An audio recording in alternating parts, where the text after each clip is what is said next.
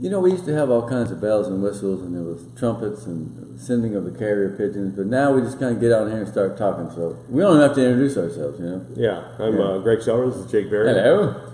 And interesting week, you know, you look across the valley, you know, there were some games that we didn't predict quite, we didn't think it was going to happen that way. No, the races are starting to solidify, man. We're seeing things that we didn't think we were going to see, which is one of the reasons why we have fun. Yeah. Because if it was just, went the way it was supposed to go every week, then that'd be kind of dull, depending on who you are. All right, so surprises to you right off the bat from last week?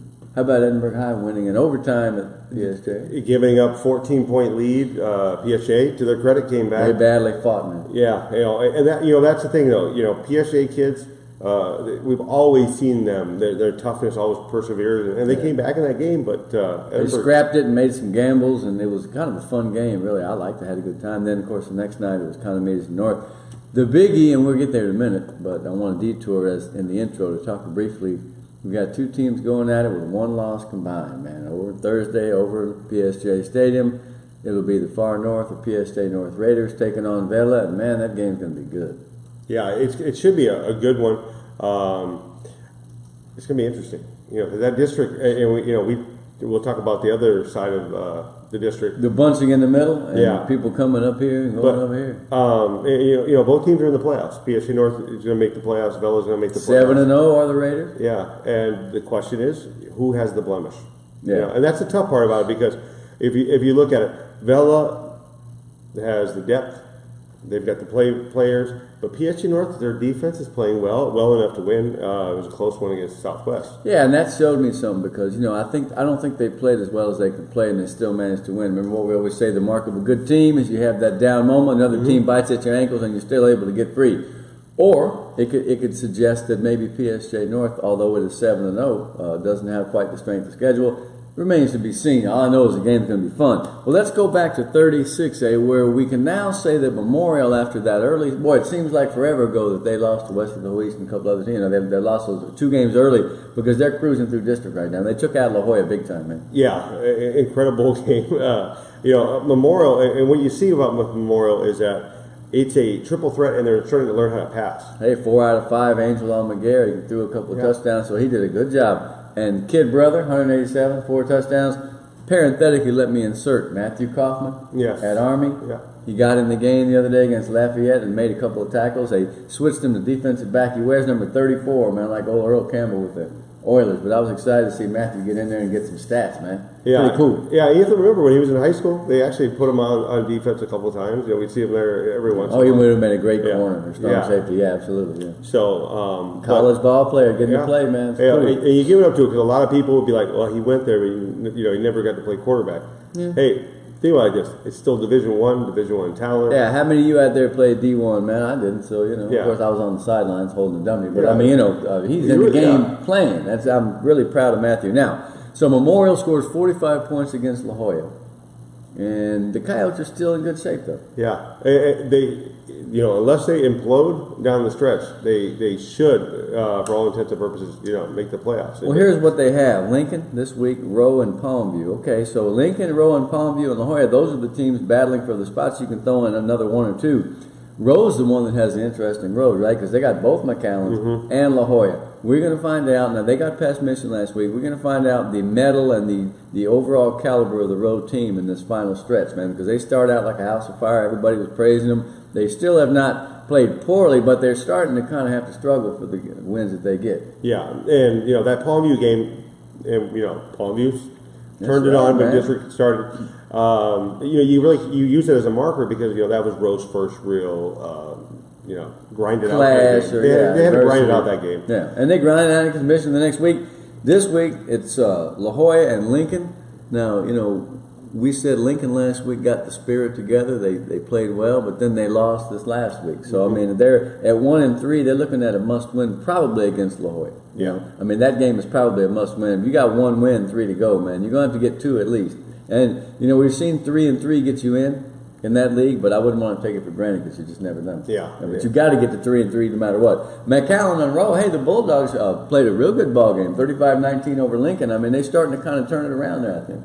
Yeah, and, it's been weird because Juarez was supposed to be a team that was supposed to be the front runners for La Jolla at least. And that's what we thought because they made it last year. But yeah. man, they better get it together quick. Yeah, but and you look at it, it's going to come together. You have to give those guys time because Yarto and Gunnar Henderson, they've got some offensive weapons there. The quarterback position isn't as strong as it has been in the past. But Frankie Gutierrez, they got good players on defense, man. Yeah. So I think let's see if this will springboard McAllen to a rush here in the late going for them to make the playoffs. I cannot say that it will not happen. McAllen though plays road. This is to me that's the game of the year in the district. Yeah, I mean it's the most important game for those two teams because McAllen, if they don't get this win, that's probably in trouble. Yeah. I mean, listen, if you got one win, it's almost a Halloween. You got to have 2 or 3. Yeah. If not, then you're not going to have it. Mission at Palmview, okay. Rivalry week. I know Mission's 1-7, man, but they would love to beat Palmview. And the first 3 or 4 or 5 games, we looked at Palmview like, wow, what's up with that team? So they've got it going now. Last couple of games, they need to keep it going. They had that bye week, so are they going to still come out as the same team, or are they going to be different?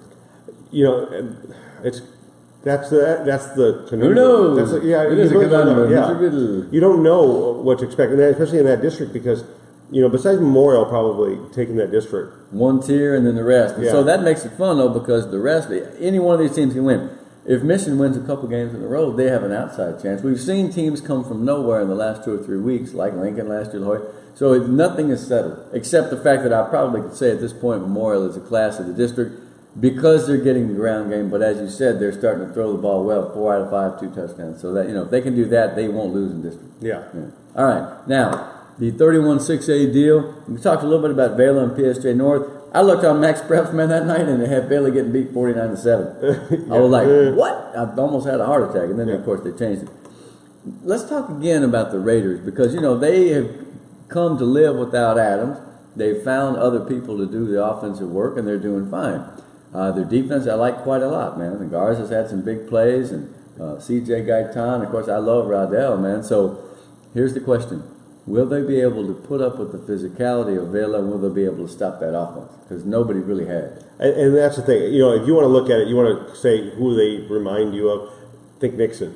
Okay? Nixon last week, and we'll get to that. They went against a Rio team that, if you look at Snowball's chance how can they stop them? They scored 71 points. Yeah. Well, Rio held them to 13. Yeah. So the Raiders' defense, is good. Good players. The question is, will they be able to? They're at home this week. Mm-hmm. Will they be able to stop them? Will they be able to hold them out of the end zone? At least enough that they have a chance to score. And, if you don't score 28, you can't win. Yeah. Unless you have a great defensive effort, because that team's going to score 40, probably. Here's the thing. The only thing that Vela doesn't do this year that it did a little bit better last year is they don't stretch the field with long passes like they used to. They run a ton. And they throw short passes. They got a bunch of possession-type guys. I mean, they don't have Elijah Reyna. Yeah. They don't have Arguez. They don't have Eddie Luna or any of those guys. So the guys they have are good receivers. Guzman is fine, and Santos is good. The tight end, Nico. But they really rely on the running game and that big old strong offensive line. Now, is Jaime Alanis healthy? I do not know. I have to admit to being bereft there in my information. I haven't gotten on the horn and figured it out. But if he doesn't play, that hurts the Vela offensive line. Honestly, it's going to be tough for PSJ North to slow that offense down, so they're going to have to score. Yeah. Can they score 28 points? And you give it 17 last week. And 17 the week before, I might. Yeah. I would say, typically I would say no, but you never know with a Kaufman-led team because, he was at Memorial and, they sure scored a lot. Yeah, they scored a lot. So, he could, and maybe this is that wrinkle week where you start throwing in that stuff that you've been working on that maybe you didn't have to use before. You start throwing the ball a little bit. Maybe there's a little trickeration, And I think, but every week that you have with those kids, they get better at doing the things you want to do. Don't make the mistake of thinking, or in other words, this is still a first-year team with that coach. But so they'll get better every week at doing the things that, it's too bad that they don't have Bo Adams, because then they'd be at full strength. But you know what? Hey, Mock's next to him, man. They're going to do it anyway. They're going to play with who they got. And should be interesting. I would say that based on what I know, Vela's probably a touchdown favorite on the road. This is a great game, though. Man. Even though I have no prior knowledge, I have to imagine that the kids start to play again, the ones that were out. Oh, yeah. Well, so, because you hold them back against PSJA Memorial, you throw them in pay this game. Pay the penance. Well, put it this way. because it's really one guy. Yeah. If Robert Guerra plays against PSJ North, then I'm making them 10 to 12. Yeah. All right, and that's nothing against PSJ North because I love the Raiders. Man, I still remember going up to the Alamo Dome with Noah Garcia and them in 09, remember? Yeah.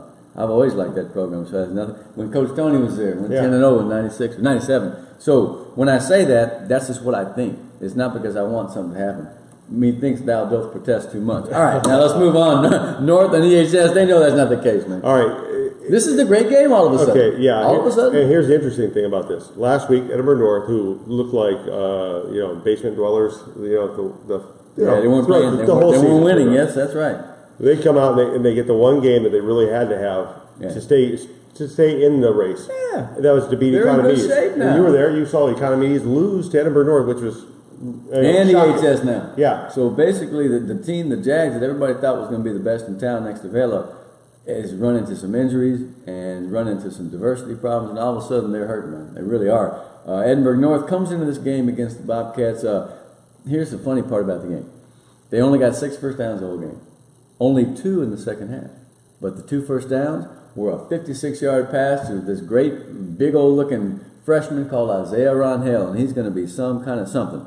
56-yard touchdown. The other first down and a half, boom, Justin Guerra, my guy. 62-yard touchdown run. Iced the game. They win 17-6. In other words, they made their big plays count. Economides, on the other hand, had 303 yards on offense, but they didn't get in the end zone. They had 2 field goals. They were getting stopped at the 7, at the 18, at the 19. So the North defense, which, by the way, is a big, strong, rugged group, it was able to stop the Jags when it had to. And boy, those guys for the Cougars were so happy, man, because they knew they should be playing better. They know what everybody's saying about them. Underachievers, this and that. No, man, they're coming. And so Bobcats better be ready. But I think they are. Well, and that's the thing about Edinburgh. Edinburgh's defense has been playing great. And their offense, while they're not scoring a ton of points, they've been able to score when they've needed to. But their defense, I mean, you have to give it up to Coach Leja, who came in. He's a former DC at Palmview, PSJA North. And then they bring in MJ Garza. MVP from 2005 in the Valley. Ooh, MJ? Yeah. Really? You didn't know that? I didn't know that. Oh, yeah, he's great. Yeah, MJ Garza and Brian Garza was a great player. Yeah. Sugar Bear indeed. Yeah. My neighbors. Yeah, and they came over from PSJA Memorial, and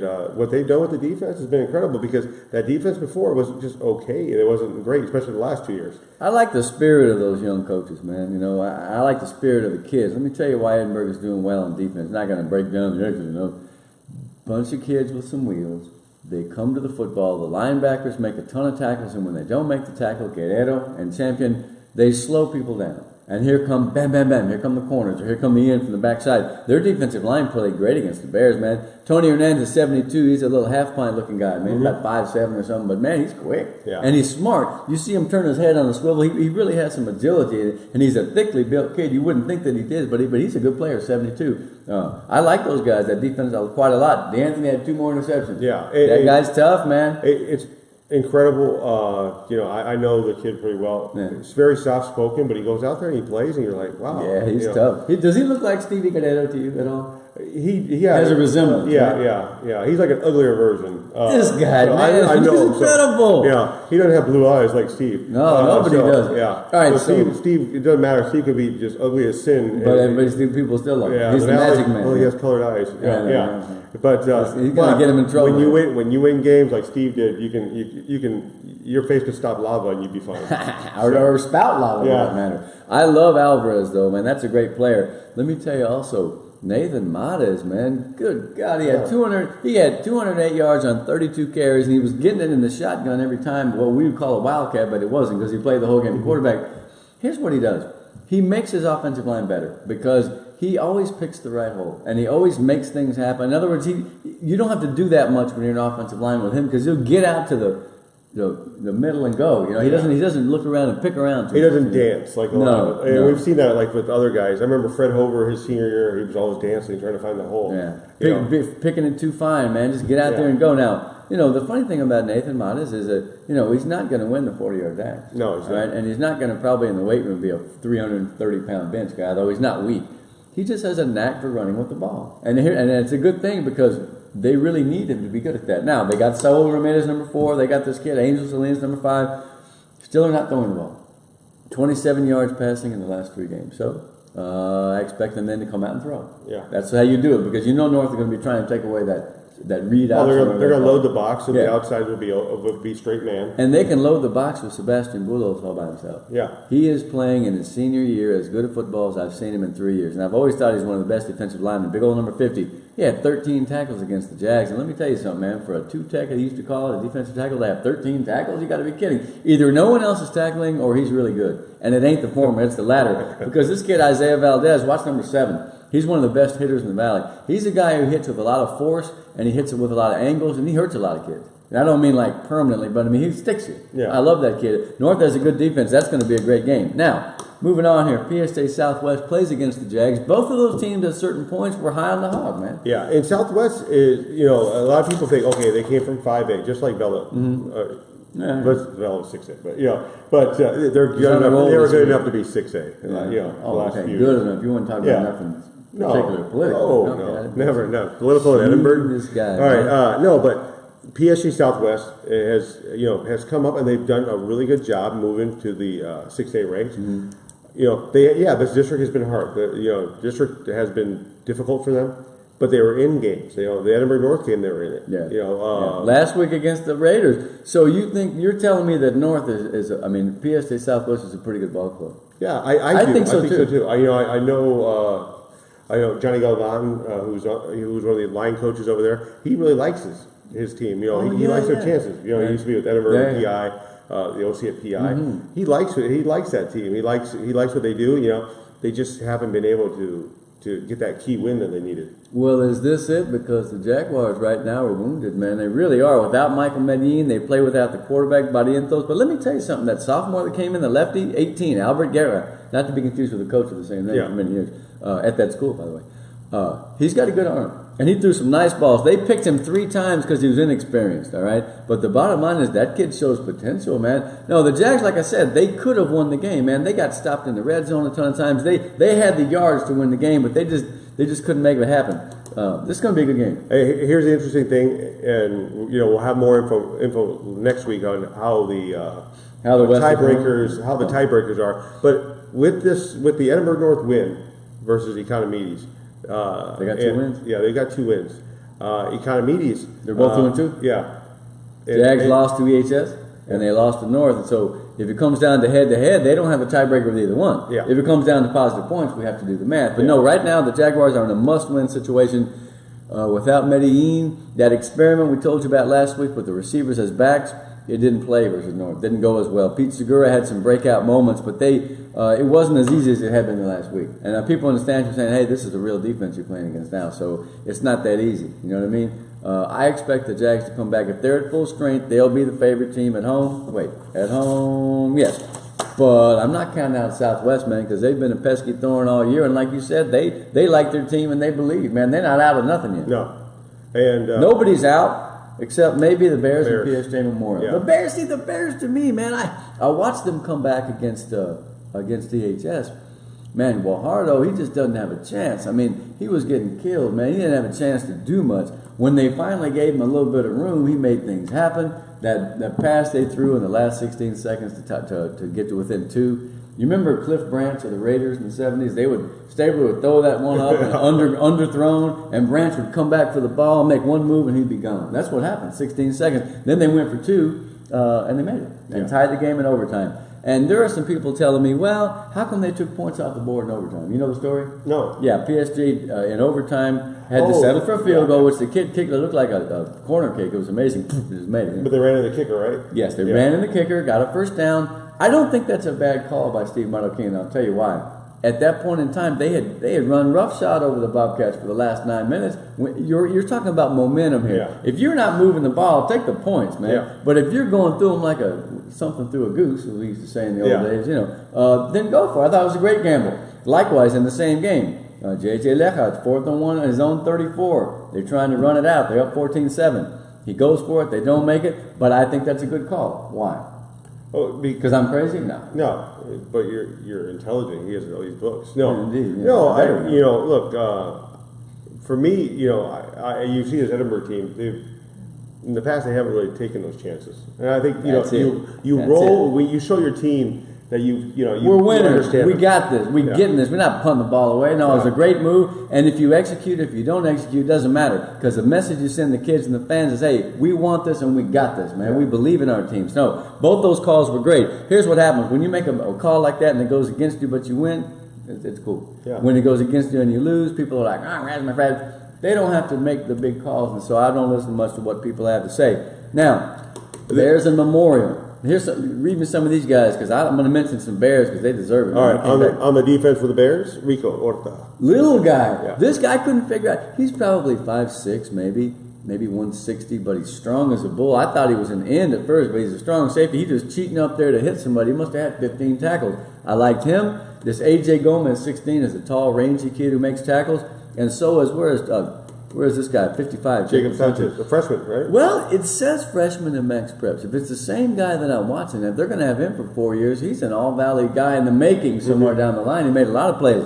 Gabe Espinosa. Oh, this is the other tall, skinny kid, Marco Pedraza, sophomore. All these guys played a good game. Without Matas, they didn't have a whole lot. Bobcats had, maybe 300 yards, which is not bad. But I was impressed with PSJA, and they're going to get one sooner or later because I think that team, like I told you, it's either this year or next. Yeah. They just haven't had the breaks go their way, man. But those are some of the guys I like. This little Orta stuff, and I saw his family walking around with a jersey with his name. I always kind of enjoy that to see whose parents are wearing, who's what. But I like that kid because he does not quit, man. He's making tackles on the kickoff. Every time you look up, that dude is on the bottom of the pile. I really was impressed with him. All right, so you think they'll beat PSJA Memorial, or is this the week that the Wolverines get going? I'm going to be real honest with you. Like, in going to that game versus Vela the other day, the fans need to show up. I'm going to tell you that much right now. Yeah. It's a shame. You got a high school football team that represents your community, Alamo. Right. Get off your butts and go to the games. I mean, I'm sorry, I'm going to say this right now. I agree. Even my don't kids. Just come when they win. Yeah, you remember when they had Louis and they were awesome. 2009, 10, they were a great team. Yeah, and people were coming out, and then now, you can't be fair with the fans. There should not be more kids on the field than there is their fans. And that was what people were saying, man. Yeah, it was a Thursday too, and that generally cuts into the draw. But put it this way, don't give up on your team, man, because it's going to be all the more sweet when you guys come back. Because because Memorial's always been pretty good, and it's only a matter of time with your eBay. So we're not crying over spilled milk. We're just saying respect the game. Yeah. Right? Yeah. So respect your talent, too. Moving on to everybody on Facebook right now is talking about 32-6A. Already? I think they're talking about some team named Sam. No, I want to go back and talk about Palmview. No, Sam Benito. Sam Benito. I knew you were going to say that sometime this year. That's horrible. Hey, listen, you better be careful because I've seen them fans yank out some coins and throw at the refs. You better look out, man. Hey, and give back the tunnel. Somebody took the tunnel, man. Give back the tunnel to Sam Benito. Oh, man. It's pitiful. Hey, help them out. They're undefeated. They're the best team. Each week they seem to handle adversity well, and they seem to keep winning. I'll tell you what it is, man. Every week some guy is stepping forward. Tyrone Harper, 54-yard score. This kid, what's the kid's name? Had an interception in the end zone. Payne Wahardo. Yeah. Right? Guys like that. Emilio forces a fumble. This cat, AJ, the sophomore, jumps on it. No, they make the plays. Whereas some teams may have as much talent as San Benito, but they don't make the plays. That's why they're 7-0, man. So what do they got this week? Where are we at? They got Hannah. Yeah. Hannah almost could have, should have, would have beat Los Fresnos. What a crazy game. Yeah, and that would have been 2 weeks in a row that they beat Harlingen and South, and they almost beat Los Fresnos. Would have been. They had them. They went ahead on a drop, pump, snap, and Guess is the man. Look. Of course, I told you my homeboy at the beginning of the season, Jaime Gonzalez. Now he's got 1,000 yards. I told you. I mean, not that it was hard to predict. He's a stud. But, man, they're playing good football all the way around. I mean, they had Los Fresnos. Los Fresnos is a cardiac crazy kids, man. Mm-hmm. They're going to find some way to make it exciting. And I know Patrick Brown's over there like, good Lord, man, can we win 140-0 or even 10-3 or something? If you read about that game, there's a long story in the paper that was really that I enjoyed checking out. Both the teams had a fumble in the end zone and some crazy stuff at the end. But when Mata plays, man, it's going to be hard to beat Los Fresnos. Or it's going to be hard to score with him. Yeah. Because he averages 170 yards rushing a game, and, he's just pretty damn good. Yeah. And the thing about San Benito is... San Benito, I forgot. I'm on Los Fresnos. Yeah. No, right, who do you want to talk about? Oh, no, I thought we were talking about San Benito. Let's talk about San Benito. I'm all off on the Falcons. All right. No, the thing about San Benito is, and we haven't seen this from them, they have not had a down game where they fell behind to Los Fresnos, but they haven't had a bad down quarter is all they have, Yeah. and that's another mark of a good team. You turn it around quick. Some teams get down and they quit, or they can't come back. But no, these guys are legitimate, man. Of course, we're gonna find out how legitimate November 4th. Yeah. And that's going to be the best game it's been in a while. Ever since Nike gave San Benito those uniforms a couple years ago. Yeah. Hey, but let's just see if they get there, both of them, because this is the kind of district where if you're not careful, you're going to get beat. So Hannah plays at San Benito, but see, Hannah can't surprise nobody now. Yeah. 2-2, 3-4, they're right in the race. It's 2 close games. No, they're fine. They could easily be right at the top. And so if you're looking for Coach of the Year candidates, you might have to put this cat on your list. And people are like, "What? You're crazy." And while we think Dan Gomez, Monty Stumbaugh, Coach Starkey, you put this in perspective. He got the job in July. Right, July. Where's the bathroom? Oh, your first game. Come on, Coach, hurry up. Okay. And I had talked to him once last year on the sidelines, and he was the AD, and he was itching. You could tell he wanted to get back on the field. A lot of guys want to get to the AD spot so they can start peeling that banana. To the golf cart. And he wanted to get back on the field. You give it up to him because he took this team, and we're like, okay, they're not going to make it. I saw them against the Economides, and they got beat 41-14, 41-10, or something like that. But I thought they had some talent. I had some decent size, and I like Louis Lopez. Had a bunch of interceptions. This Matthew Garcia kid. No, they're all right, man. Hannah's all right, and they've shown that they like to play the game and they're going to go for it, man. I mean, that game with Los Fresnos would have been crazy. I'll get a hold of some video on that. It'd probably make me have a stroke. Now, one thing you and I need to do, because I'm looking at all these comments, is that we need to go and scalp tickets for that Battle of the Arroyo, because I think right now, you and me? Already, man. Golly, that's going to be something. We can't start talking about it yet, can we? All right, here's how they break down that. But see that. Hey, listen, you're assuming that Harlingen's going to beat Los Fresnos. Yeah. All right, now, Harlingen did handle Weslaco East. I got to tell you, man, I was a big bandwagon guy at the beginning on East because I like their talent returning. They better get together. Yes. They're in trouble, man. Yeah. He's multitasking. He's Sorry. not listening to me. It's hard for an older person to communicate when someone's... Yeah, no, you're completely right, because Weslaco East has had a problem kind of finding that not scoring that tune that they usually have on offense where they can run the ball, because their line isn't as stout as it has been in the past. They don't have that staple of running backs that they've had. Fabian getting hurt really hurts them. Yeah. I like Pedraza, man, but you need them both. So no, they don't have. They're not as good on offense as I thought they were going to be. Okay, but let's talk about Los Fresnos and Harlingen. Harlingen beat East. Los Fresnos comes off that win against Hannah. I told you about Mata, but how about this guy? You remember Alex Garcia? Mm-hmm. That's the guy who's a safety for them. But man, I didn't realize that. I looked at his number. He's averaging 14 tackles a game. That guy, I mean, I knew he could play, but that's a lot of playing right there. 84 tackles. And they haven't posted the last game, but I'm sure he had a ton against the Hannah. So no, that guy's a good player. Those Fresno's one of those teams that they're the up and down. They're the boomerang and the whammy team. I can't quite figure them out. They're liable to go over there and beat Harlingen. Yeah, and here's the thing. I keep getting texts during the game that Tienda's out. Like, he's been getting hurt, but he comes back. He's a gritty runner. He's a tough kid, but you have to wonder, how much steam's left in those legs. Look, they only average 130 yards a game on the ground. They used to get that a half. Yeah. And so the kid is giving it a game effort. He's not obviously at 100%. If he gets to full strength, the other teams are in trouble. Yeah. All I can say is this.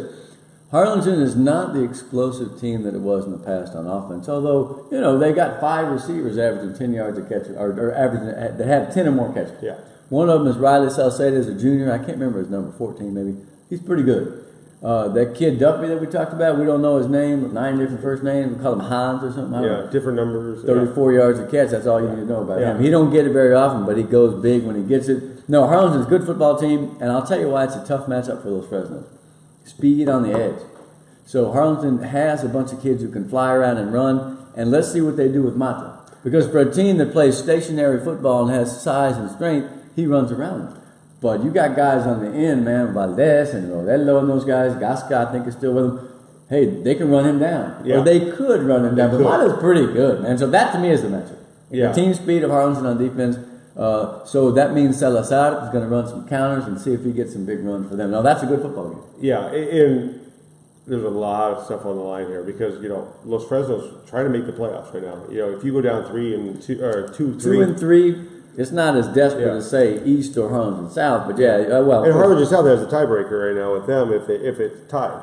So the one thing with them is they gotta they got to get a win here because they don't want to be tied with Harlingen and South just in case things happen. And if they get a win here, then they're going to make the playoffs because beating a Cardinal team that's 3-0 now. Remember all that early stuff about Harlingen this, Harlingen that? Maybe there's more method to the madness of Manny Gomez than we think, and he took those licks, and all of a sudden his team now knows what. Look, anyone who's played college football like he did, man, and been on that scene, they know a little bit more about certain things than like the average guys hanging around. You know what I mean? So he's seen it happen. He's heard the philosophy spoken by the coaches he had, and he's seen how you get a team psychologically ready, man. So to me, I was hoping they'd do a little better against Reagan. Good Lord. But do you know the United South is leading that district? They beat everybody's ass in town. Wow. Yeah, they're playing Del Rio this week on the 20th, and that's the battle between undefeateds, man. But so that was not a loss. That was not a lucky loss, man. United South is tough. United lost to Southwest of all teams in double overtime. They're not going to win that district at all. And Alexander, sorry. I love Alexander, but they're not, So there's a changing of the guard out there. So I'm talking about in reference to Harlingen. Yeah. So who did they lose to? Two great teams. Yeah. Hey, as far as I'm concerned, all that blathering off of the mouth I did early in the season about them being the best team in the Valley still is not untrue. Yeah. We'll find out last week. So. Oh boy, yeah. Please God, can that be? No, I don't want to say that because that's rooting against other teams. Yeah. But having a battle of the Aurora that comes down to the district championship, well, let's just say that we will be scalping tickets for that. Starting at 15 up top, south of Weslaco. Which one of these teams wants to make it, man? All right, here's the interesting thing. Weslaco has played some of the teams that they should be. Yeah. And they did play Hannah tough. They were 21-0, but that was 2 defensive touchdowns. So really, you look at that, you take away those, they beat them 7-0.